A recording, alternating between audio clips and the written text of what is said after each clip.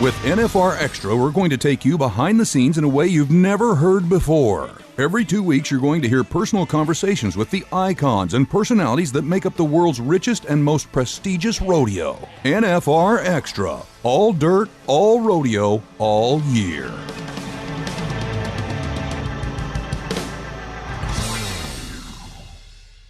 Episode 8 of NFR Extra. Cruising, man. I am your host, Nevada Caldwell. And this is Bo Gardner. This week's episode, we catch up with, and we've had him on before, but man, this is a great one. Roger Mooney. We're just catching up. Yes. NFR announcer and all-encompassing great voice. And then following that is Jeff Metters, owner of Geronimo Productions and the man behind the camera and bringing everything together for not only the NFR, but pro rodeo and the junior circuit. And absolutely. Learn a lot there. We also have a special guest, 24-time gold buckle winner, Mr. Trevor Brazile. Talks about what it's like not being on the road 24/7 and some still hanging out at the office, though. And he touched on, it's kind of good for everyone that he is taking a break because of the work ethic and everything he brings to the table. And then following that, and this is just, kind of to the point of Independence Day coming around the corner, July 4th, we're joined by Jeff Chadwick with Wrangler, and gives us a little insider things going on over there at Wrangler, and also to touch the whole Patriot mission that they do and where they go and where they just came from this, let's just say spring. Really good stuff. Yep. Hi, I'm world champion bull rider Sage Kimsey, and you're listening to NFR Extra. Hi, I'm Cody Wright, two-time world champion saddle bronc rider, and this is NFR Extra. Hi, I'm Sean Davis, and you're listening to NFR Extra.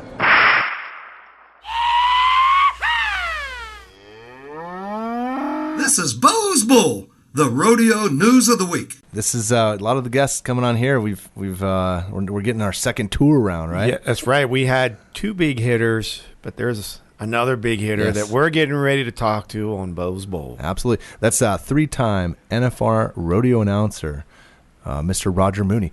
Roger, welcome to the show, my friend. Hey, it's good to be back, guys. Bo, Nevada. I know everything's cooking on your end, and it's summertime, baby, in rodeo. That's right. We have hit the 3 digits here in Vegas, so a little bit. Yeah, Roger, we're not having really those typical desert summers like and I'm knocking on wood right now, but please.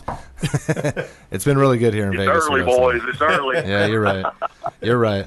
Well, let's get into this, right? So obviously the road to the NFR, we talk about a lot in here, and we've had you on in the past, and we just had Boyd on a couple weeks ago, and you guys help us paint this picture of just all things that are happening out there in the business, and as we lead towards or head towards December, that's let's just move on to this, because this is where I think your tour and what you got going on. You were finished up at Bellevue, Iowa. What? Bellevue, Iowa. We dodged the storms in the Midwest, got through it. Great show. Now, what's the competition up there? Is this obviously not like a kind of a gigantic rodeo, but what goes on? Any competitors we know or anything that? Oh, yeah. We had several world champions in national finals qualifiers. Circuit champs, Linderman guys. When it comes to rodeo, it's you don't have to be Picasso to know that the pictures is changing all the time. They're changing all the time. Use like Tanner Ross. Tanner Ross, 3-time national finalist. He come in here number 17. He hits a lick over the weekend. He moved to 14. Why is that important? Because a month ago he was like number 50. It doesn't take guys like him long to climb the ladder. Not at all. Timmy O'Connell, world champion bareback cowboy. You know that guy. He cracked out 7 months later since the NFR. First horse, Bellevue, Iowa. Nice. Okay, yeah, and that's his backyard. That's awesome. How did he do? Yeah, he started here. Yeah. Wow. Right up Tim O'Connell. Back to his roots. What's that? I said he's going back to his roots. Yeah, seriously. That's exactly right. I held him when he was a baby. When he couldn't crawl, he was walking. When he was walking, he was riding a horse. When he got to where he could ride a horse, he wanted to ride the one buck. And he's a prime-time athlete. Like I said, I held him when he was a baby here, and I'm really proud of what he's done in a short amount of time. Oh, that's awesome. I know another Iowan that we just hung out with recently. Was Mr. Sundell there? Wade Sundell won the saddle bronc competition. Yeah, and, we know that. You know, I mean, he is the Iowa wild man. There's nothing that guy, you know, he's off the charts when it comes to talent. He's wanting money on top of money, and he's the kind of guy in the Midwest, you know, you can take him out on Tuesday night and they'll go coon hunting. I mean, you know, we have to unfortunately work with another Iowan, Mr. Josh Hambone Hilton. That's right, yeah. Hambone! Oh, man, I forgot about sorry, Hambone. Hello, Hammy. There you go. So, dude, you have a jam-packed summer, and you start off in Big Ten country, obviously Edgewood, Iowa, and Manawa, Wisconsin, and then up to Utah for the Dinosaur Roundup, then back to Ogden for the Pioneer Days the week of July 24th. Dude, that is a heavy schedule. Yeah. Are you boys stalking me? You guys know every bit about here. And then you throw in TV and radio, but I'll tell you guys, it's a labor of love. I've never had less than 40 events, 40 venues in the last 35 years, and I have done as many as 63 different rodeos in a single season. You know, it's always hay season, so you might as well get the hay in the barn. And I love what Hopefully you don't have allergies. Exactly. But yeah, this is the time of the year. I mean, this is where you see things happen, you see things shaking up, and I'm glad to be a part of it. I got the best seat in the house. So some of the stories that come out of that, you know, dude, that hall you're on, tell us a few stories that you've witnessed in the past or what you're looking forward to this year. Well, you know, when you think about this year, let's just start there. When you think about this year, you've got guys that's on the rookie stands. Mm-hmm. I mean, like Jess Pope, he was a college standout. He was here at Bellevue. He's number 1 in Resistol's Rookie of the Year. He's kind of done what Tanner Ross has done. He was number 50. He was out of there, and then a couple months later, he's moved up to number 23 in the world. Watch him. He's a sleeper. He's a sleeper. He's gonna get them, and they won't know it until they're got. I mean, he's a dandy. Dalen Swearingen, New York kid, buys property in Georgia. Once again, a guy that, you know, you can call him a rookie, but he's $10,000 out of the top 15. A strong July, and he's another one of those guys that will get his share. So what else? Okay, we talked about a few things when you were on, and now we're seeing, you know, we know Casey Fields coming back. Tim, what do you think? And I don't want to put it on you like this, but like it's more of, what do you think his chances are? Tallman kind of touched on what the challenges are. I mean, what do you think after watching him ride? I mean, does Timmy look like Tim? Yeah, I mean, does he look like? Well, I mean, Timmy's been off for 7 months. He's in prime shape, but I mean, he had, you know, one piece holding his whole shoulder on when he left 10th round to NFR, and a lot of people never get over an injury like that. I mean, he's back. He's strong. He's a gym rat. He's going to stay in shape. And the beautiful thing about it is, guys, is they have something that maybe you and I have lost. They've got youth on their side. Yeah, right. That helps. There is no substitute for experience or youth, either one. Yeah, no doubt about it. So, all right, and this is, we know it's a little different on who gets to announce, right? The NFR, and then kind of that comes down to, you know, some other scenarios, and you obviously, you'd love to pick that and say, I get to do it every year, but that's just not the way it works. Mm-hmm. But what does it feel like? I mean, if your chances are, and looking at the competition, I mean, you know, knowing that you've been there, what does it feel like knowing that there's a good chance we could be hearing from Roger Mooney come December? Well, I mean, you know, it's an honor to get to do a job like that. Las Vegas is a city of entertainment. It's a Super Bowl of the sport of rodeo. Millions and millions up for grabs. All the beautiful people in the world are there at the rodeo. So just to get to be a part of something like that is, you know, it's monumental.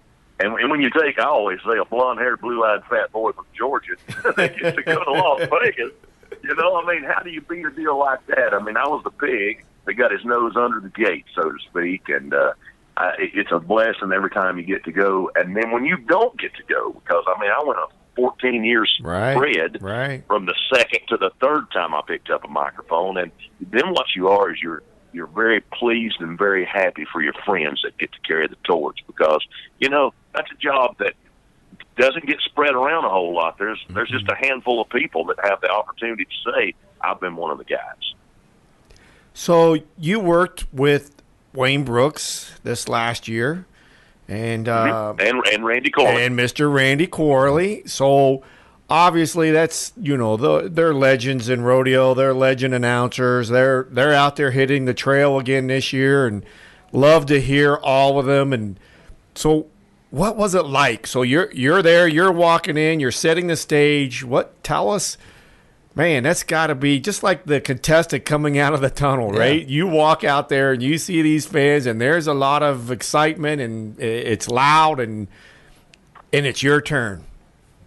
Yeah, it's Las Vegas. I mean, that's the best way to say it. It's Las Vegas. But, what they do there, it is a finely honed and tuned machine. When you announce the Wrangler National Finals rodeo, you are ready before you ever go to the stage, because you have looked over every I, every T, everything's crossed and dotted. Those guys are methodical, and it is a machine.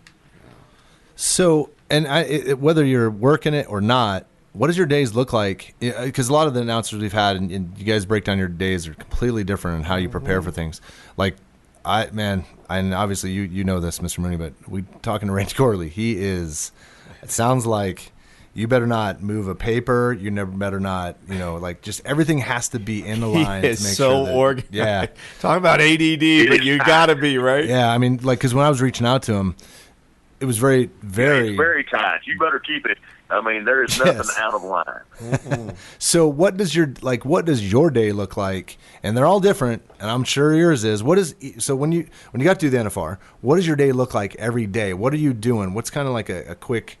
a slim timeline of what you're doing every day. So after you do your 5-mile run, is that when you go have breakfast? Exactly. And you always eat right and sleep right. Don't leave that part out either. Yeah, that's right. The diet is in full effect. Well, are we talking about while we're in Las Vegas? Yes, sir. Yeah, your day during the NFR. Yes, sir. Well, I tell you what, your day at the NFR, it's very little sleep. It's 21 hours a day. You're in meetings early in the morning, rehearsals. You better have your rodeos for the next year booked. You better, take care of all your endorsement programs and your sponsorship partners before you ever get there. Because if you're working the national finals, you don't have time to do anything except the job. Right. People come from all over to want to shake your hand, to say, hey, thanks for coming to Ogden. We'll see you back in July. And you tell them how much you love them, but you do it while you're moving because you can't stop. So you have talk to somebody after the rodeo. Yeah, absolutely. So you have these, obviously, just like contestants, you have these sponsor obligations where do you allow any of your sponsors to get any of your time during the Wrangler NFR? Oh, that's good. That's good. It's very, very rare. It's very rare. I'll lay down 2, 3, 4 o'clock in the morning, and by 6 you're going again. Right. You ask your wife, you say, hey, did the kids have fun yesterday? Gosh, that's great. I wish I could say hello to them, and you're gone, But that's the job, and you know that when you sign up, and you're so proud to be a part of it because, it's history, it's monumental, and like I said before, it's the best job in the world. It's a labor of love, and who can deny, as you boys say, I've got the best seat in Vegas. Right, the national right. So just like the contestants, Envy, it's not about, always, the money's great, love to do it, but it's having that gold buckle and it's having the opportunity to put that on your resume that, daggone, I've been to the NFR many times and I announced it this many times. So and you learn a lot more about that, right? Very prideful. Yeah, but and also we had Dakota Eldridge on. He was just talking about it's I don't want to sound like Bob Tom, but it's life changing, right? but it is like you get these things. It can be, yes. Yeah, it just opens up the whole sponsorship palette. It opens up a lot more, obviously for you guys as well, because you're going to tell everybody, oh, I'm not just a rodeo announcer. Yeah. I'm a Wrangler NFR rodeo announcer. That's, that's a huge, right? It's a big part of. Well, that's very true. That's very true. But in salesmanship, I really believe that it's a time in my life where you don't have to tell people. They either know or they don't. That's true, and you take it as it comes. Yeah. We go to a lot of rodeos, all of us, and it's great. The fans know the announcers and maybe not know who's in the arena. That happens because you are who they are listening to. Yeah, I've seen that. And for 3 hours a night. You know, you've got them pre-show, you've got them post, and you've got them for 2-hour performance. But you know, the great thing about what you just said, buddy, is it is my job to make sure I paint that picture. Yep. We inform, we educate, we entertain. And if that guy's been to the NFR 3 times or 13 times and he's $1,500 out of the top 15, it's our job to tell those guys. Yeah, and you do a fantastic job of that. Well, man, I don't want to keep you up. We know what's coming right around the corner for you. Hopefully he had more than 4 hours of sleep last night. So. Hey, during the summer, it's a lot better. We get 6 hours during the summer. But boys, don't be mistaken. I wouldn't trade this job for nothing. I wish I had more time to spend at home with my cattle and my family and the other things that we do. But with that being said, you know, you hear about a guy that's coming through the ranks, and then, you know, a Tegan Smith college champion or a Stetson Wright sticks his head up, and you didn't know he was even coming. Next thing you know, he's number 4 in the world. There you go. That is a very consistent message. Mm-hmm. And Clayton, look, he was last year, Clayton Sellers. He was, you know, a Florida boy. I've known his family for, you know, at least 3 generations. Watched his uncle win the circuit. Clayton Sellers, last year's rookie in the bull ride, and look where he's at in the world standings now. So it happens all around you. And as bad as I hate to admit it, it's happening faster than I wish because it's really happening. Sure. Yeah, it is. It's moving quick. Well, thanks for coming on the show, Roger. This is fantastic. Mr. Mooney, you are a man, a legend. We love having you. I'm sure you'll be on our future episodes. We actually have Double B sitting here with us. She's kind of coordinate a little bit of this for us now, Envy. It's great to have. Yeah, our little assistant producer. Perfect. Well, you guys keep calling, and I'll keep calling back because I love what you're doing. I love Las Vegas, and I love the National Finals Rodeo. Well, I think we'll have you back right around somewhere, let's say October-ish. Yeah, that seems to be the meaty time for our conversations, right? Hey, by then, we will know what's happening. Yes, we will. Yeah, we can. And we're going to count on you to tell us. I'll do my very best.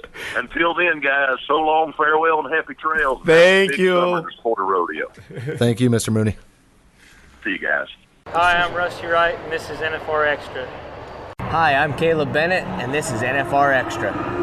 Hi, I'm World Champion Jacob Scrawley, and you're listening to NFR Extra. Follow the NFR Extra podcast by visiting NFRexperience.com, NFRextra.Vegas, and now on Spotify. Hi, this is Derek Stevens. I'm the owner and chief executive officer of the D Las Vegas, and this is NFR Extra. Hi, I'm 23-time world champion cowboy Trevor Brazile, and you're listening to NFR Extra. Good morning, everybody. Good morning, everybody. SNG. Oh, man. And here we are, episode 8. And we are joined by Jeff Metters, the owner of Geronimo Productions. Say that. Yeah, say that again. How did he get that name in here? I think that's a good question. Yeah, we are going to drop that in. Yeah. And he's in the middle of all things production for pro rodeo, as well as the youth circuit, high school, everything else that you could possibly think about. Jeff is in the middle of it. And he makes a lot of things go, and his company is responsible for the awareness of rodeo. To be honest, I think so. Absolutely. So, welcome to the show, Jeff. Wow, thanks for having me on. Excited to be here. Nice. It sounds like you're pulled alongside the road. Where are you? Well, I actually just picked up my blue heeler and my corgi, and on my way to my office. So you're traveling partners. Trying to rescue my dogs. Yeah. If you don't have a corgi, here's my advice. Stop somewhere between where you are in your house and buy one, because it's like having a pet monkey. They're the greatest things on the planet. So I had no idea. I've always been a blue heeler guy, but man, corgis or something. We all need a pet monkey. That's for sure. Man, don't we? Here in the office, we need one. That'd be awesome. And sometimes you might have a problem when your 2 dogs are named Tito and Soda. So. That's awesome. A little bit of Tito's vodka and soda, right? Yeah, there you go. On a Monday morning. Exactly. Well, sir, to start this off, we want to, kind of educate the listeners a little bit and tell us a little bit how you decided to get into television production. And the next question would be, exactly when did that start? And what was it like opening your own production company, and why did you choose rodeo? Yeah, seriously, rodeo. I mean, of all things, rodeo. That's an interesting question. And I'll answer the Geronimo name, and I'll work that in there too. I grew up on a ranch in southeastern Oklahoma and junior rodeoed as a kid, and I've always kind of been a cowboy. But I kind of got more into football and that stuff, as I got into high school. And I knew I couldn't play in the National Football League. I really wasn't big enough to play college football. But a guy named Chris Lincoln, who was a big sportscaster in Tulsa, came and spoke at my all-sports banquet when I was a junior in high school. So I'd kind of like to know what percentage I'm in. I decided what I was going to be when I was a junior in high school. I majored in it day one in college, and I'm still doing it 30-plus years later. But I was a sportscaster in Tulsa, and there's a company called Winter Communications. And you might remember, I think in 1990, Jim Sharp was about to ride 10 bulls at the NFR. Yep. It was the early days of ESPN. And so in those days, they had Australian rules football. They're nothing like they are today. And they went over. Basically, they had like a 2-hour window or whatever. And Jim Sharp was getting ready to ride to hit the top of the hour, and ESPN cut away from it and went to something else. So not the best moment in terms of rodeo television. But they hired Wintercom in Tulsa at that time the PRCA did, to produce it was the Wrangler World of Rodeo on ESPN. And they had a quarter horse magazine show called America's Horse on at that time. And I'd been like doing cutting and reining and doing all that stuff for them. And so they said, "Hey, can you do rodeo?" And I was like, "Hey, absolutely." And so that's when Butch Knowles and I started back in 1991. That was our first NFR, but we did that season. So I spent a decade working for Wintercom, doing AQHA stuff and doing rodeo, and I absolutely loved it. And it was so much fun. But after about a decade, I kind of, it's kind of a Metter's Mail thing. I kind of got tired of working for people. Metter's Mail. I kind of wanted to work for myself. Yeah, it's my dad. That's a whole other story. But that's a whole other story. But I kind of wanted to, just to take a leap and see what I could do, and that's why the company's called Geronimo. I had a great job. I was really in a good spot, but I kind of wanted to take a leap of faith. And I spent about 3 years, about 2000, when I kind of went out on my own. I still freelanced with Wintercom and did a lot of different things. And I did a lot of stuff with CBS, actually. I'd go do MotoGP in Europe. They'd hire me. I did poker. I did a poker series on CBS. But, I was still doing rodeo, and I love rodeo. And Tuff Hedeman and I go way back. And so Tuff had kind of left PBR, and he'd gone to work with Championship Bull Riding. And so that was the first big production contract that Geronimo got and really launched us. We did CBR for about 10 years, and I think we put it on RFD for a year, and we actually moved it to GAC and then to Fox. And through that time, all the relationships with the PRCA, Wintercom had been sold 2 or 3 times, and they were looking to change their production outlet. And I was fortunate enough that they took a chance with me, and I've been involved in a lot of different things in terms of NFR, from the production company to to changing networks, to making those kind of decisions and being a part of that. So it's been a lot of fun. Very cool. So, all right. So good. Thank you for that. But so you just mentioned networks. Mm-hmm. How's it been? I mean, obviously, for me personally, when I go back to just the amount of screens rodeo was on when you mentioned the 90s and ESPN, the only thing I could think of was ESPN and then George Michael, as you talked about, Tough. That's it. And then now you're working with a pretty big group, CBS Sports Network. What's that like, Jeff? I mean, like, how's that been with this relationship and kind of, as we see where they're right in the middle of everything sports, and definitely on a multimedia sense, not just television production. There's a lot that they got their hands in. How's that come together, and how you feeling with that? Well, they're fantastic, as a matter of fact, and they're really, as you can tell, from PBR to WRCA to PRCA, they're kind of committed to being the 800-pound gorilla in the cowboy world on the television side of things. And you compare and contrast that to when we moved the NFR off of ESPN. We moved it to GAC first, and it was fantastic. It was a really good marriage of country music and rodeo, which is what I think goes on exactly in Las Vegas during the NFR. Yep. and it was really a successful partnership. The problem was GAC was very slow in getting to HD. They didn't quite make the promises that they had made to us. So you're there for 2 or 3 years, and you're still in standard def. And the NFR, especially at that stage of television, really needed to be in HD. And so, as Carl Stressman and I talked about it, I was like, you're saying, I know what you're thinking. You don't want to be the commissioner that moved the National Finals Rodeo off ESPN. But the truth of the matter at that time is you're going to be the guy that moved it off ESPN Classic. And so we moved it to GAC, and we went from 2 hours to 3 hours. So now you go from you're not even missing a single cowboy, for the most part. We'll go through 10 rounds, and we probably won't miss 5 people, in 10 rounds, the way it works out now.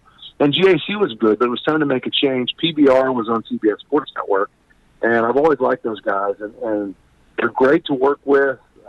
They're very user-friendly from the standpoint of if you're putting your programming on their network, and they're very committed to the Cowboy way. So I think they're a blessing in so many ways for Cowboys and rodeo fans and bull riding fans. It's interesting to see, it's always a little bit tricky when you have 2 big entities like PBR and PRCA pretty much living side by side, on the same network. But I think it's a deal that's worked out okay. So this leads into the next question, actually. So you helped produce, you were the main guy behind this, the 30-year Bucking the Odds, and that was the whole story of NFR and Vegas, and obviously, we're talking about CBS. I know they broadcast that. What? By the way, good job. Great job. You already know that. Great job. And thanks for all the extra copies. So much fun to do. But great content. But so what are a couple of what are a few segments in there that you really got a kick at? And this is, I think, kind of a good point because you're an Oklahoma guy, as we know, and obviously there was a bit of a separation there. So what are a couple of segments there that maybe a little more dear to your heart or hits home kind of thing, and you remember that thing trucking out of there, kind of like when what was it, Baltimore and Cleveland? You go to the '90s, right, when the Browns are leaving and they're all up. Yeah, sorry, Ohio. So anyway, he had to bring that up. couple of segments that. What are a couple of segments that you really enjoyed coming out of that? Well, you touched on the Oklahoma side of it. So you got to keep in mind, I was a kid. I grew up going to the National Finals Rodeo like every year in Oklahoma City. So I saw Red Steagall's tribute to Freckles Brown and Tornado. I can remember, they had Tornado in one end of the arena and they had Freckles in the other. So, I loved it being in Oklahoma City, but I think, what jumped out at me was all the behind the scenes stuff between Las Vegas and Oklahoma City. And, it was, it's funny how in the end it kind of came down to, a tied board and Sean Davis broke the vote, which is incredible. I learned a lot about Sean Davis in that documentary too, and what a rock that guy is, and he's amazing. But it was just the best decision ever. It changed the NFR, it changed things for Cowboys, and I still like some of the Oklahoma City interviews that never made the cut. Wow. Who made those decisions? It's funny, the bad blood, and it's been a long time. It was 30 years later, but those wounds were still fresh for some of those Oklahoma City guys. Yeah. So I thought that was really interesting too. But it's one of the most incredible sporting events on the planet. And like always, there's politics and a backstory, and it was fun to kind of bring some of that out. Yeah, it was fantastic. It was great to hear some of the influencers in Las Vegas also to tell, their stories and how they were involved. The Michael Gons and there's a lot more behind it than you and I will probably ever know. But this leads right into the next question for you would be, your involvement with the NFR experience. So give us 2 or 3 iconic moments in Las Vegas, Nevada, surrounding the Wrangler National Finals Rodeo. Yeah, Jeff was front row. He was. Almost 30 years he's been, I have. I've had a front row seat to some incredible rodeo history. No dirt, though, right? The Ty Murray era. Do I? No dirt. No. But Ty Murray. When I started in 1991, it was the beginning of Ty Murray's run. Nice. You know, and you watched him break Mahan and Ferguson's all-around records, and you know, and that was really incredible. And through that window, you had Billy Epauer and you had Dan Mortensen and those guys. I just did a show that I've kind of created. You guys know a little bit about it, called Bullseye with when we shot one with Billy Epauer. You know, and Billy is so humble, but like he can't. You know, I said, hey Billy, have you won 51 or 52 rounds at the NFR? He doesn't even really remember. He didn't even tell you. He doesn't even know. You know, I mean, that's how Billy is. And he has no idea where all the buckles are. You know, but I think he's won 12 or 14 round 10s. Damn. You know, and so there's very few professional athletes that I would ask them for their autograph. Billy Epauer is in that group, you know, because Billy is just, to me, is a guy that, I don't know, he just transcends the sport somewhat, you know, in terms of who he is, and he was on Letterman, and you know, I mean, he's just an incredible cowboy. And then you have Trevor Brazile. You know, I think a lot of people realize the first time Trevor made it to the NFR, he was a healer.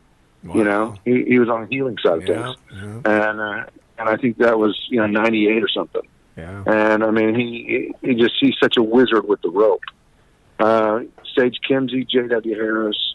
You know, I've seen Speed and Rich rattle off 8 in a row. I saw the end of Jake and Clay, you know, on the team roping side of things. It's just, you know, it's been an amazing run. If it's over tomorrow, I wouldn't change a thing. Just absolutely incredible. And I think the best of rodeo is still ahead, even though Trevor Brazile's taking a little bit of a back seat. But this next generation that's coming is really good. They're dedicated, and they're going to make a lot of noise. Yeah, I got a good question, Jeff. So, because you've seen this and you dissect it up, so I mean, I think you have an answer for this. But as you just mentioned, you see, you know, I saw the end of Clay. You've seen these runs. Does it get exciting now that you've been around a little bit and you get to see, like, as you're kind of touching on this, but just that, for instance, when Sage Kimzey came on the scene, right? Like, I remember, like, we worked with him and he wasn't in 21. We couldn't even take him to a casino.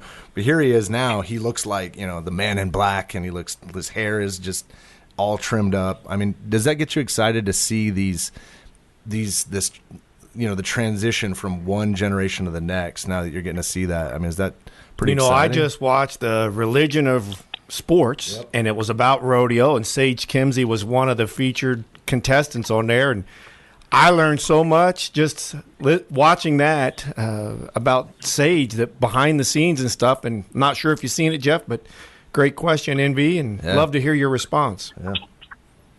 Well, that's what my wife either loves or doesn't love about me. But I'm in a hotel room in Carmel, California this weekend, and come across that, and I got to see the last 45 minutes of it. Yeah, you know. Obviously Canadian produced, I think, all around Calgary and Sheridan, Wyoming, and Yeah, was it a couple years old? It looked like it was a couple years old. It was 15, 16. The year Mary Berger, made that big run. But it was great show. Yeah, I thought it was good. I thought it was really well done. You know, he's always been an interesting cat. Stage in terms of how he approaches it. He's image first. I think it's a somewhat Trevor Brazile like in terms of how he approaches the game. Yeah, very business-like, and he's not just throwing his rigging bag in a truck and going around the country and doing whatever. I think he's got a plan. I think he's a goal setter, and he's got things set up the way he wants to do it. And obviously, he's very methodically picking those things off. Yeah. So I think he's probably the most unique cowboy in the PRC. That'd be how I describe him. Yeah, no, that makes sense. So, we were talking earlier about networks and kind of just the life of NFR being on TV. The climate obviously is way different today for the rodeo. There's a lot more screens covering rodeo. What trends are you seeing out there? And what are some new trends that we may be seeing, that how it can be displayed, or streaming? Is there anything that kind of hits the hot button for you right now that you may be working on, or you're kind of talking about, or it's down the road with CBS Sports Network? Anything that's more to the streaming nature and going live, not being interrupted, and really kind of owning that. Is there anything you can touch on that, Jeff? Yeah, I don't think there's been any more opportunity ever right now to get rodeo out there and the current fans and hopefully what is a growing fan base. down that line. You have Ride Pass on the PBR side, and you have Pro Rodeo TV on the PRCA side. You have Wrangler Network, and you have a lot of cowboys. I think that are doing some pretty interesting social media stuff too. CBS, I think, is involved a little bit on powering Pro Rodeo TV. Yep. But it's a model that's kind of moved around. When you look at Wrangler Network, it was pretty much ad based for free, and then for free. Then you got the subscription model with Ride Pass and Pro Rodeo TV and things down that line. Mm-hmm. I think it'll probably wind up a little bit of a merger between the two. I think I think Ride Pass is kind of doing that right now, where you're paying to see it, but it's also sponsorship driven too, to kind of help pay the bills until they figure it all out. I don't know. I think it's going to be really interesting to watch, a lot like rodeo, to see what transpires over the next 3 years, maybe 4 years. Who survives? Who doesn't survive? What succeeds? What doesn't succeed? And the way technology's going, I mean, who knows what's going to come up in that window in the next 3 or 4 years? Yep. Yeah. Seriously. There's so much opportunity. I think you're going to see more content. I saw where the Paramount Network is now got it. Yeah, they have Yellowstone. And now that's a great run. Yeah, it's a pretty good show too. Oh man, it's great. But they've also got now a reality series. I think around some reiners and some equestrian, cowboy equestrian. Yeah, they do AQHA. Stuff. Sure, yeah. Mm-hmm. Got to look at that. Yeah, so I think, I think it's going to be interesting, and there's just so many sources now. It's hopefully we'll get the eyeballs, and rodeo will grow, and these networks and these groups that get into it and try it, it'll be worth their while. It'll be profitable, and they'll continue. Yeah, there's so many stories to be told. Oh my goodness. With Patrick Koch and the Cowboy Channel and RFD TV, and I mean, there's so much interest out there, but I still think the content's growing. So those opportunities are growing. So there's more opportunity for everyone to be had. Just who knows? Well, look what we're doing here. Yeah. And I've got a show that will start here in the next few weeks. I like David Faraday on the Golf Channel. Yeah. And so that's kind of the model for my show. It's called Bullseye. It's going to air on CBS Sports Network. And, I've done Tuff Edeman, Casey Field, Billy Epbauer. We're going to do about 10, 12 cowboys where it's more personal. And you tell those stories. Yep. And it'll start airing here in with PRCA and PBR content on CBS Sports Network the last 2 quarters of the year. So, but that's what I'm after, is just to tell the stories that are so good with these guys, that define their career, that let you know who they are, that creates that fan base. It's going to be everything we've done so far has just been so fun. Yeah. These cowboys are incredible. Let us help you promote that. Send us if you got a little minute of it, something we can little edibles that we can put out there. That was the whole theme. We just met in Reno, celebrating obviously their 100-year anniversary, but we were up there for the Association of Rodeo Committees, and the content was amazing. And Mr. George Taylor gets on the stage, and the overwhelming theme of all of it was telling the stories, and just what you had said, Mr. Metters, that telling that story is what is going to keep this sport going in the right direction. So, yeah. And there's so many great stories. And rodeo cowboys kind of come and go so fast, and injuries change careers. But, once you get to know them, good heavens, I mean, you can't help but become a fan. Yep. My joke is I probably wouldn't let my daughter date any of them, but they're the best. That's not a joke. But the truth is, there's not. I don't want my daughter dating anybody. So that's, I hear you on that. I don't want my daughter doing the same. Not necessarily a knock on them. All right, with you. Well, man, this was great, Jeff. Thanks. This was a great conversation. Awesome. Learn a little bit more about Metters, which is great. A lot of insight. Thanks for thinking of me. Thanks for pulling over alongside the road with your 2 dogs. Everybody honking as they go by. What is he doing? But this is. I don't know what's up with my healer. He just keeps whining. I think he may need to go to the bathroom. He can't hold it. Well, thanks for joining the show. Yes, and, sir. We'll definitely have you back on, Jeff. In fact, we'd like to bring you back on, let's say like October-ish. Yeah. Set the stage for I'd love what's to. going to go on. So that'd be awesome. Good timing. Yeah, thank you, sir.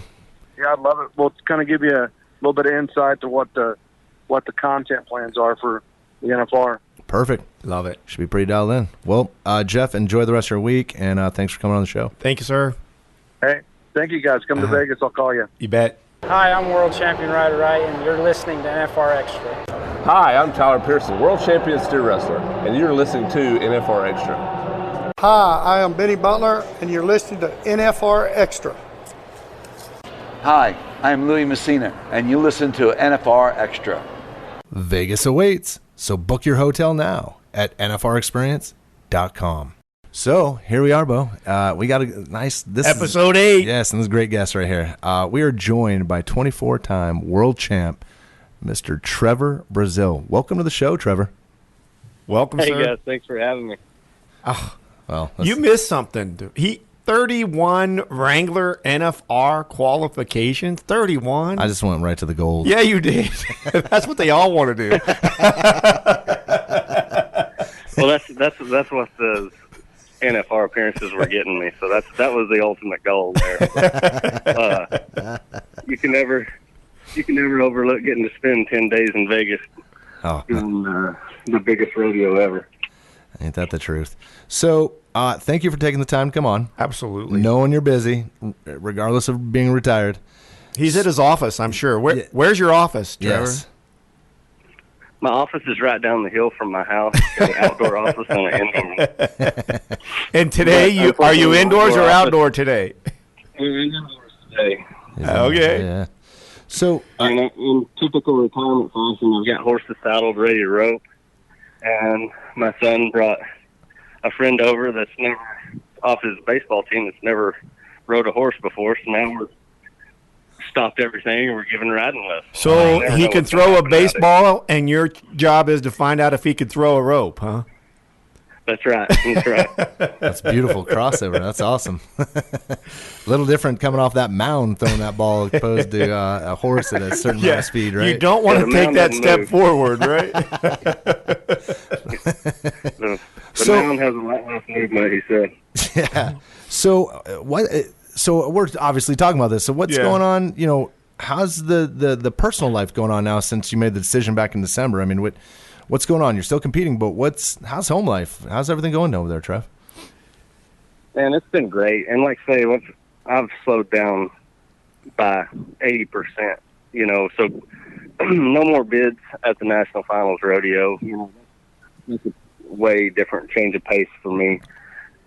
But horses are my passion. I love what I do, and so I'm still roping and riding horses on a daily basis, whether it be in a different capacity of training, you know, younger horses, and I still try to get to the big events, you know, like the American. I'll be going to Calgary this month, so I mean, it gives me a chance to get a little bit here and there. Mm. Well, we still got to make money because we still have to pay for the office that we sit in, or ride in. So anyway, totally understand. But you know, this kind of leads into the next topic. So things are different for you throughout the year. How will your trip to the NFR Cowboy Christmas be for you this year? Oh, well, as far as are you going goes, on the 4th of July? Yeah. The 4th of July, what they call a Cowboy Christmas, is that week right after Reno ends up, and they go for, it really stretches usually for 7 or 8 days. It's a crazy schedule. Guys are going to several rodeos every day, and it's a really hectic pace. So going from about 14 rodeos in that 7-day span to 2 rodeos for me. I'm stopping at Greeley and Cody on my way to Calgary. So that's a huge difference. Sure. You know, and I'm not too far removed from it because Tough, he'll come over and go over his plans. And I got to say, sometimes, especially logistically, I don't regret being retired because Vegas is definitely the high life when it comes to rodeo and being a cowboy. And the things that they do right now are the hard stuff that nobody sees, the overnight drives, the planes, trains, and automobiles. That's what gets them there, and that's what makes them appreciate those 10 days in Vegas for sure. So I got a quick question for you, Trevor.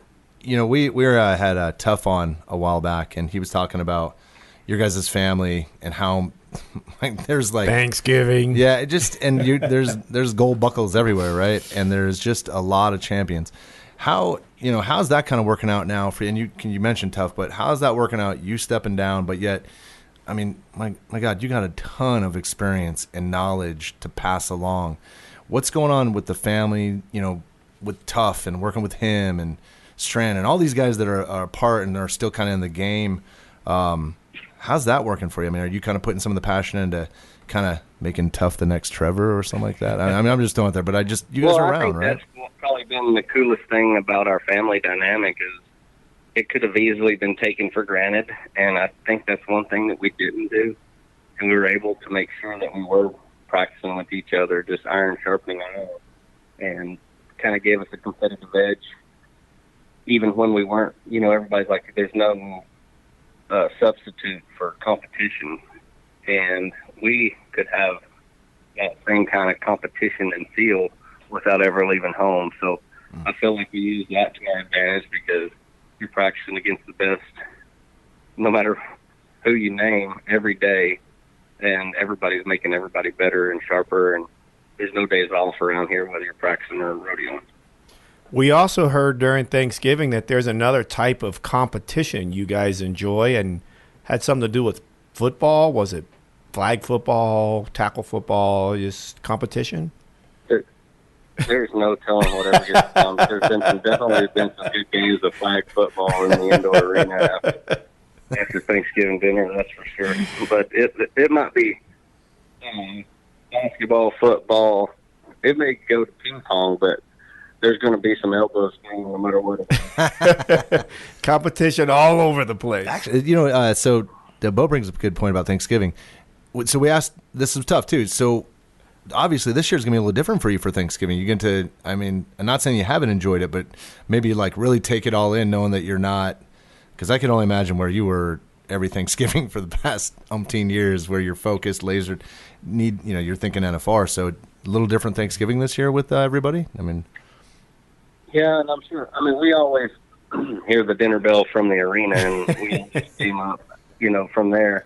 And that probably won't change because, like say, Tough or somebody's going to be getting ready, and I'll be helping them. But I'm definitely not going to miss an NFR. I've been there as a spectator. I've been there as a competitor, and they're both great. And it's one of those events that I won't miss, even in the capacity that I'm at now. I love it being able to go out there and see the fans during the Cowboy Christmas all day and be able to enjoy the rodeo at night with a lot less weight on my shoulders. There you go. That's nice. So we've had several conversations with you in the past, and we've heard you interviewed with others. Del Brisby brought this There up. you go. Regarding your collection of winning stock. So is this at your office? Yes, actually, it's I've got them right now at my mom's place. Okay. Out there, grazing in her pasture. It's funny how that whole thing came about. In 2007 was the only time my family didn't go to the NFR with me, and it was because my son was born 2 days before. Yeah. Timing's everything. It is. Of all the other things that I've worked out on rodeo schedules, I couldn't get that one worked out. But it was a calf contractor that brought the calves out there that year, Mike McLaughlin, which was a competitor, NFR competitor in his own right. Mm-hmm. And he told me when we left the finals that congratulations on your new boy, and I'm gonna bring you something when I get back home. And I had no idea, but unbeknownst to me, it was the calf that I had tied in 6.7 seconds that year. Oh, wow. Fastest calf that I tied out there. And he said, this is for your son to start his cow herd. And I just thought that was cool. And I've tried to get really memorable calves from, important parts of my career, such as when I tied the record of the national finals for 6'5" in the tie down roping, or, it's just been real monumental calves that had a part in my success, and we've brought them back here to Texas and gave them all the grass they could eat and raise babies. It's been fun. Oh, that's fantastic. That's a great story. So, obviously we wanted to keep it short, know that you're busy. You were so consistent with winning, Trevor. Like, when you compare it to other athletes and everything, it's still like, we have a poster in our office, and he's got 3 fingers up, and I'm going, oh, my God, how long ago was that? But I've listened to many interviews with you, and, you always come back to hard work, and I don't want to pound that, that kind of that situation. But do you see your hard work ethic? Do you see in the youth right now, a lot of the young people that are coming on the circuit, and I'm not talking just tie down, I'm saying anything, like, are you seeing like a work ethic that you've had? Are you seeing that in some of the young athletes to where it makes you feel good about, okay, as I get out of this, we got some beasts of athletes that have that hard work ethic? Definitely. I've left the sport in great hands, no doubt. That's one of the reasons it was easy to step away when I did, because I know how bright rodeo's future is, and I'm going to get to sit back and watch that along with the rest of us. So, but I don't know what you attribute it to, whether it be more avenues to get information. I think it's folks like Trevor Brazile setting the standard, and then others trying to come on board and to beat it. The consistency, yeah. And I think it's the industry we come from. Everybody in the Western industry knows hard work, is not immune to hard work. Doesn't matter if you're a farmer, rancher. In this industry, people are used to working, and I think that's a head start. Because I tell them the secret to success is there is no secret, and the sooner you find that out, the quicker it'll get you where you want to go. So These kids, they come from the right background to where they're not afraid to get dirty. They're not afraid to get sweaty and just get after it. Yeah, it's showing across the board. There's a lot of young athletes right now in each event, actually, the world standings, that either are attached to family generations of champs, or just folks that want to get with. A lot of them are in some ability or somewhere that they're attached to the rodeo business, like Sage, with his dad and things like that. And it's pretty amazing. But this was good. Don't want to take it. Yeah, thank you for jumping on the show real quick and kind of just give us a little insight where you're at and some good tangible stuff about the family behind the scenes. Time is money. Yes, absolutely. Well, I've got a lot more time on my hands, but it's been fun not having to stick to a certain schedule. Sure. I can deviate and not feel like I've missed out on something. Let anything down as far as my watch on what I was doing in order to get to my goal of being right there at the national finals. So that part has been nice. It's been kind of hard to adjust to, because I was like, dealing with, taking days off, and it would kind of set in, and I would be like, what? That's all part of this plan. So it's been great to be able to spend more time with family and help them pursue their goals and dreams, because they had put them on hold for me. Mm-hmm. Yeah, no, that's beautiful. Who was your time manager? Who? Did you do it yourself, or did you have? No, I did all my. Mine was pretty easy because it was in the arena, unless something else. Yeah.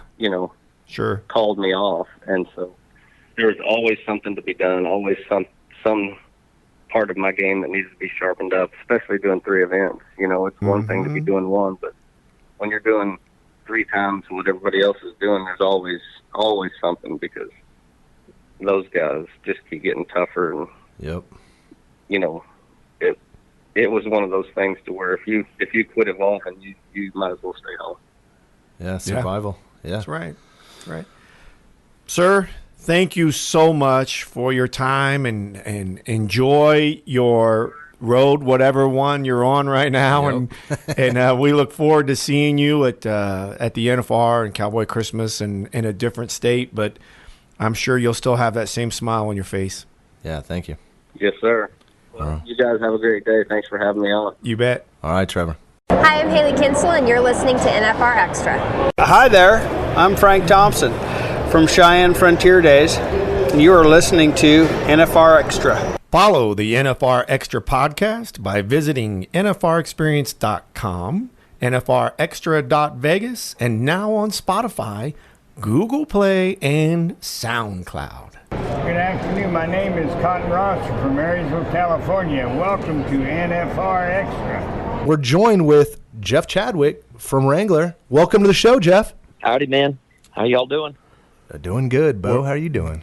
We're doing great. We're talking to Jeff Chadwick. Yes, we are. Feel pretty important right now. So, sir, we are going to start this off by touching on an event that Wrangler, I believe, has initiated 10 years ago, which is the annual Wrangler National Patriot Memorial Day Tour. We know that you folks invite NFR contestants, country music artists, and you travel overseas. So just tell us what happens on this trip and what it's all about, sir. Well, Bo, I appreciate that question. Yeah, this year was our 10th annual Wrangler National Patriot Memorial Day Tours. So that was pretty cool. There's a couple of us that have been on all 10 tours, and some of the ones that went this year we had one first-year artist, country singer-songwriter, fiddle player out of Nashville, Cassandra Sotos. Nice. And so anyway, it's been a great tour, but it really came about because we started a program in 2009 to help raise funds for military wounded and fallen. And we tied with the Wrangler National Patriot Program, and we partner with rodeos across the country that host a fundraiser, and they raise funds that go to 501c military charities of their choice or families. And then we'll do some matching funds, usually up to like $2,500. Wow. Those funds were all raised by selling a solid red, white, or blue George Strait shirt. Nice. And that continues today. So fortunately, we're up at the $1 million mark that we've raised for 10 years, $1 million in 10 years. That's fantastic. That's pretty good. Yeah. So, but with that, then we decided what better way to salute our military service members than go overseas and go tell them thank you on behalf of the whole Western industry. So, and that's really what it's about, because we have a lot of people want to come on this tour each year. We started off in 2010 going to Iraq and flying C-130s and Black Hawk helicopters out to FOBs, forward operating bases, and we did that in Afghanistan for 2 years and went back to Iraq in 2015. And so it's been quite an adventure, but you can only take a limited amount of people. So this year we just completed it, our 10th year. We were in Kuwait, the country of Jordan, Yikes. and Djibouti, which is northern Africa. Oh, man. So right next to Somalia and across from Yemen. So a lot of interesting places. It's a great interaction with the troops. They're very appreciative that someone from back home just shows up and takes their time out of their schedule to come say thank you. So that's what that's all about, is just saying thank you from the Western industry, which is all of us. So you can't bring everybody. You can't bring America, but you bring a little piece of it sounds like. Yes. Give us some names of some of the folks that you had on this year. Yeah. Lucas Hogue, Nice. who it was his 9th year of being with us, country singer-songwriter out of Nashville. It is very good. Yes. Hayden Vatera out of Austin, Texas, who is a phenomenal guitar player, fiddle player, singer. He sings Hispanic songs, which is pretty cool also. And I mentioned Cassandra Sotos. How about Miss Annie? Miss Annie, Outlaw Annie. Yeah. The cowboy mounted shooting star. The cowboy mounted shooter world champion. It's freaking Yeah, awesome. so believe me, the troops, and they like meeting a world champion that can ride a horse at 30 miles an hour and shoot targets. Yeah. They think that's pretty cool. Yeah. So Annie's been great. That's her 9th tour. Brittany Truman, who was runner-up to Miss Rodeo America, and she was Miss Rodeo Arizona a few years ago. That was her, I believe, 6th tour with us. Wow. And she is great. And we take Rob Smith has been the last couple of years, but he couldn't make it this year, so that's when we kind of had to pull in an extra. That's when we brought in Cassandra. And Rob Powers, who is the founder of American 300 that has all the connections for the Department of Defense and Armed Forces Entertainment. So good guy to know. He really organized it for us. And Colonel John Bates, United States Marine Corps 3-time Purple Heart recipient, retired. So he's a big inspiration to the troops for his story that he went through, all his Purple Hearts and being disabled. They kicked him out of the Marine Corps and said, you're 100% disabled. And it took him 7 years fighting back just to get healthy enough to come back and be a Marine. And that's all he ever wanted to do. And then there's Jeff Chadwick. Well, I'm kind of the guy with no talent. So I go because I get to go, right? But yeah, I'm the guy with no talent. You don't show him how to ride a bull. No, we take some ropes and steer heads with us, and I'm not a very good roper, but I can handle a rope and teach people how to throw the rope. So we do that. We have a lot of fun with that besides singing and hanging out, just business. So it's a good deal. So what else goes on when you guys are there? I mean, what happens? I mean, obviously there's some entertainment, but I mean, what's kind of like the agenda down there? Yeah, well, generally, we spend a lot of hours with the troops, so it could be anything. We will have usually a performance, so to speak, every day, and that might last a couple hours with Lucas being the headliner singing. We get people up on stage to sing with them. We get people dancing, singing, having a good time, really changing Groundhog Day. And then we'll have a roping contest. Annie and Brittany always kind of take a hold of that and teach them how to rope, and we give away some prizes. We take a lot of swag with us. We've got ball caps from the PRCA, the PDR, of course, a lot of Wrangler National Patriot ball caps. So we give away a lot of stuff to them. Just give them a lot of love and appreciation. And then besides that, then during the day, we go out and we'll go meet the maintainers that are cranking the wrenches that keep the MRAPs going. We'll go meet the Air Force ground crew. We got to watch in Jordan over by the Syrian border. We got to watch a J-15, the whole procedure for taking off, and the pilots give the thumbs up, and it's like, wow, off they go. So we meet with their crew. So we bounce around to different areas. I mean, we've spent midnight chow cooking before. Wow. So a lot of that kind of stuff. So we keep busy, and a lot of times they just want somebody to talk to and hang out and visit with them. And of course, they'll bring their guitars and fiddles, and sometimes play 2 or 3 songs for them, and just have some fun. So we just spend a lot of time interacting with them. Wow. I'm going to go back to that whole bringing America thing there and your swag. Bringing Wrangler is a really it's probably a comfort feeling for a lot of those guys and gals that just that feel, right? Like they're not seeing logos anywhere. They're not seeing anything that, makes them feel at home. And the Wrangler is about as American as it gets. And so that's pretty cool. That'd be an awesome trip. Be life-changing, actually. Well, that goes along with cowboy boots and, Justin boots and resistol hats, and just wearing, the fact that we show up over there, it was really interesting because we'd fly in a Black Hawk in Kevlar, right? And get off in your Kevlar and your helmet. But then as soon as you got behind the T-wall, of course, we'd put on our cowboy hats, and the girls have their cowgirl hats on, and it's like, they'd go, what are you doing here? Oh, we just brought a little America out here to say thank you. What? So, we kind of feel what's more Americana than cowboys and cowgirls. Right? Absolutely. So here you are on Memorial Day. And Memorial Day, it's really about honoring and the sacrifices of those that lost their lives, right? That's the big thing. Yep. So it's very important to keep that honor and tradition alive. And so Memorial Day was the tour that they picked for cowboys and cowgirls to go on. And we felt honored. And you've brought other artists as well. I mean, in the past. Now, correct me if I'm wrong. Did Charlie Daniels come with you? On our tour, but there's a lot of great artists that go over and do maybe a USO tour. So there's a lot of artists that give back and show up to the big bases and do USO tours.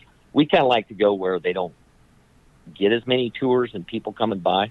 Nice. So that's kind of our focus. And I remember I've seen pictures from you guys. I've seen pictures from other artists going down there. Can you paint a little bit of a picture? Because it doesn't look, I mean, look, we're just talking about how hot it is in Vegas, but it's, when I think of the dust, the heat, you're dealing with some different elements over there than we're all used to over here, right? Mm-hmm. I mean, well, unless you live in Arizona and Vegas, it is. But then what you do is you throw in the heat, the humidity of Florida, right? Oh. So it is certain places, Djibouti, Kuwait, is extremely hot and muggy, for sure. The country of Jordan wasn't too bad, 100 degrees, but it was, dry heat. Yeah. I did see a video. Where we go, we get different weather. I did see a video of you and the friends that you made over there singing happy birthday to one of our friends, Miss Donna Keffler, which was played in Santa Maria at the Elks Rodeo. So you did look a little warm. Yeah, we were a little warm. That's funny. They put that up on the screen at Santa Maria Rodeo. Yes, they did. They dropped it on the center hung. Media moves fast. Yes, it does. That's pretty cool. Yes. Yeah, that was fun. Yes, you have a limo driver friend you can thank for that. I won't throw names out there. Well, starts with a big bass. Yes, it does. Well, let's switch some gears here real quick. So, we've seen in the past there's been some artists involved with Wrangler as a sponsor, kind of representation of you guys. We've seen George Strait, seen other individuals. Who's attached? What are the artists attached to this? And the reason why I'm bringing this up is because I think a lot of these artists come to Vegas during the rodeo within those 10 days. Cody Johnson, John Party. Yeah, who's the list? It seems to be getting bigger. Yeah, is that right, Jeff? Yeah, we have a country music manager program, so I'm not the expert here, but of course we have George Strait, which is, he's been our guy forever. What's better than an iconic cowboy, right? With what's his number one single hit that 56, maybe? I'm not sure, maybe higher. Yeah. So George has been with us forever, and of course, with that, it's been his George Strait line of jeans and shirts, and they've been fabulous. He's a great gentleman and a great artist.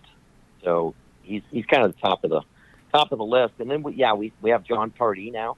We awesome. like to refer to him sometimes as Juan Fiesta. And Cody Johnson is great. And Edie has different relationships with different artists, but a lot of them, they come to Vegas and they have a good time and they enjoy the rodeo. And we like the ones that are cowboy related, right? Yeah. And those three I just mentioned are, Cody and John, they both team rope, right? And George has been a team roper and for a long time. So we like having that relationship with artists that are true to the Western brand and true to the Wrangler brand. Well, and on top of that, this is kind of what we're noticing. We're seeing the Wrangler logo pop up in different areas, and it appears that the Wrangler brand is evolving. Is the goal to become relevant in the sports music industry within the country lifestyle, or is there other kind of opportunities to branch out, seeing the changes that have happened in this new millennium with all kinds of brands? Well, it's kind of interesting. We've had a lot of people that just start wearing our brand that have no affiliation with us, right? So, when that happens, that's a good thing. Not a bad thing. Not a bad thing at all. Whether it's Lady Gaga, wearing a Wrangler T-shirt, sporting it like in downtown Hollywood, or I was watching Yellowstone and saw Kevin Costner wearing those Wrangler jeans. Product placement. Yeah. Kevin Costner and Tom Selleck, you're kind of Wrangler type guys. I think that's what I always see Tom Selleck in too. But a lot of different artists, it could be the Wrangler denim jacket, it could be a pair of Wrangler jeans. And keep in mind, we sell a lot of product overseas too. So Wrangler is a worldwide brand. It's not just confined to the Western industry that we have. So we make different product lines and different styles depending on where we're at. In Brazil, it's this real straight leg skinny jean, kind of as it is in Europe. And Nashville. The W patch and Nashville, yeah, exactly. So we have skinny jeans in the Western channel also, but it's I more don't look good in prevalent. skinny jeans. So yeah, well, I'm kind of talking about the ankle. Don't even look at his ankles. Yeah. Oh, that's too good. So we have a lot of different brands and a lot of different channels. So it's providing that. What you have to do is provide the product the consumer wants. So Wranglers always strive to do that, and you change with the times. And of course, our traditional 13 MWZ cowboy cut jean, Yep. free wash and rigid denim. But, that's still one of the I think biggest traditional sellers. was the best word to sum that one up. I got quite a few pair. Yeah, that's extreme traditional. Yep. Yeah. So lots of brands and lots of different opportunities for the Wrangler brand. Nice. Well, you keep evolving, and we keep following, and we keep buying. So hats off to you. Well, I'd like to say a shout out to everyone that's worn our Wrangler product. Certainly an appreciation that you continue to wear our product and support us. So we like giving back, and we can only do it when people wear our jeans and we sell products. Well, speaking of giving back, in 2012, Las Vegas Events initiated Cowboy Fan Fest, which included the Wrangler Rodeo Arena. At that time, we had everything from dogs jumping through fire hoops, and now the focus is on youth. With the Junior World Finals, that being the first year for that name, but the event has been around for 3 years and keeps continuing to grow. So first of all, we want to say thank you to Wrangler for supporting and being a good partner with this initiative and hanging in there with us and trying to develop it. But what does it mean to Wrangler? I mean, as far as being involved in the youth industry, and just, I've noticed, the product out there. I just would like to hear from Jeff Chadwick what it means to Wrangler. Well, first I would say, Bo, thank you to Las Vegas Events. You all made this happen, and you put up your money, and you put in the effort and the time and the resources to make it happen. So hats off to you guys. Thank you. Team effort. Yeah. So we were very happy to get involved with you guys. Obviously, giving young kids a place to really shoot for, because it is so big for them to be able to come to Las Vegas and compete along with all the PRCA and WPRA competitors at the Wrangler National Finals Rodeo. Sure. And be there for the marquee event of rodeo, and to feel and be a part of it is so important. So as we know, we all need, kids to be into rodeo and have a goal and an ambition and want to be a professional rodeo cowboy down the road. So to give them an avenue and a place to go showcase their talents, and they are very talented, being in Las Vegas in December it's a great program. So we're very happy to be involved in it and to be able to support, the youth through this program for what you guys have created. So once again, a big thank you to you. Last year, Wrangler, by surprise, reached out to each one of the 6 producers for the Junior NFR at that time and contributed an additional $500 in added money for each event, which was not something that was negotiated. It was just an offering from Wrangler for these kids. So it really, truly shows the dedication that this brand, this company has for youth rodeo. It seems like a lot of good Well, things. thank you, Bo. To see the kids were so excited, right? Oh. To begin with, they weren't expecting it, right? That's right. So that was But then you threw in Robert Lever. I mean, you can't do any better than Robert Lever. No, nobody's better than Robert Lever. Yeah. He loves to shake hands. He's a good check presenter, and he ropes pretty good. You know, he won that Perry rope for 100. He plays pretty good golf, and he does. He also works for us. He does. He's definitely a legend with you guys. Now, so Jeff, do you see as this thing keeps growing, this junior rodeo circuit? Is there opportunities down the road, as we've learned talking to Susan Canode about the college finals, that there's sponsorship opportunities for those kids, which was pretty cool to find that out. You know, still being NCAA, being an athlete, though your club, you're not sanctioned. There's opportunity to make some money and kind of your livelihood. Is there a possibility down the road where you look at this and you're like, there could be a sponsorship element within this youth circuit for the actual contestants, or is that something, a line that Wrangler wouldn't cross? Or because it happens in these, as we've seen here in Vegas, because we have a lot of these tournaments when it comes to youth sports like AAU basketball, and there's a lot of craziness with that when you talk about Adidas, Nike, and those groups. Is that something down the road that could be, you know, potential for Wrangler? Oh yeah, there's most definitely. You know, what it takes is good partnerships, and if you have good partners in creating that kind of program, because you can't do it yourself. Mm-hmm. So if you have good partners, and you guys have started a great thing. So if you got good partners, anything's possible. Nice. Mm-hmm. So yeah, I think it's and a lot of those kids, they can get ideally scholarships to go to college and help pay for their college while they college rodeo. Yep. The interesting part about college rodeo is they actually get to earn money. They win money while they compete. Yeah. Even though they're on a scholarship, they still get to win money while they're competing. So it's a great way to help pay for college. So I was fortunate enough to go to college, and I college rodeoed and won a couple scholarships, so it helped me out also. So, you know, I come from that whole youth background from Little Britches High School and college, so I know its importance, and we're happy to be a part of it. Yeah, you get it, like, from inside out. At what point in time during your youth did you say to Jeff Chadwick that, whoa, I can do this? Well, wait, was it when you were in Little Britches, or was it when you were in high school, or maybe even college? Did you say, hey, this is a good career start for me? Or were you just in it? And I would guess it was, probably my junior year in high school when it was like, I started winning, right? So that's the confidence builder. So that was kind of the start.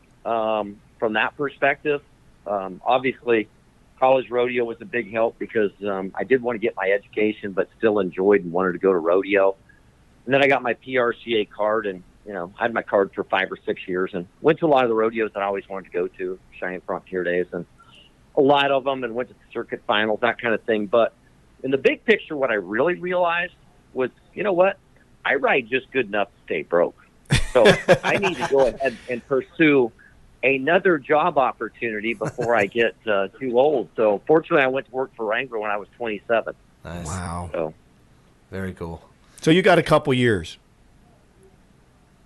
Oh yeah.